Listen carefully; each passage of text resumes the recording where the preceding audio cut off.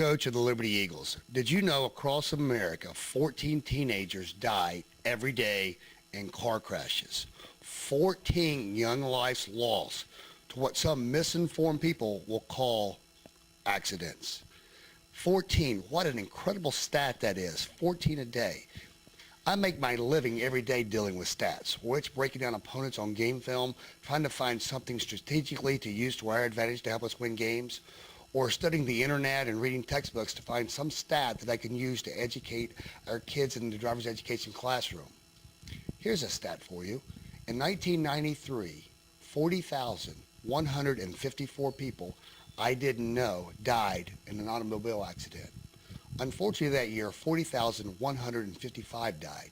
That last one caused me to drive 3 hours in the AM hours, wake my mother, my father, and my younger brother up, direct them to the living room, sit and look at my mom and dad in the eye, my younger brother in the eye, and say, earlier today, there was an automobile crash. Your son, your older brother, and my twin brother was dead. He's not coming home tonight. That's a stat that will stay with me forever. That stat is dear to me. Here's another stat that is dear to me. You're a very important stat. Please take the responsibility of driving very serious. Prepare yourself through education. Gradually build yourself up. You're a stat we can't afford to live without.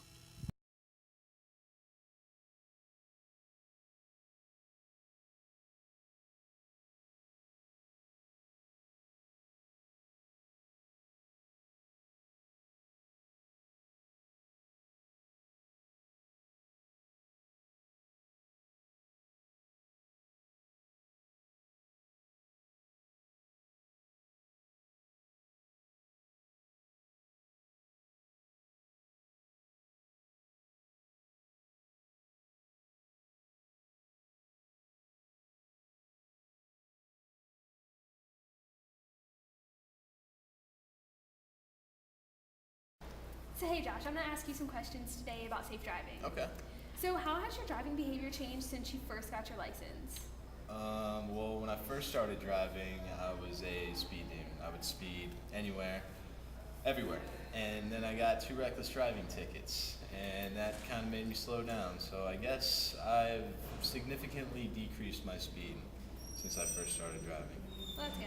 Yeah.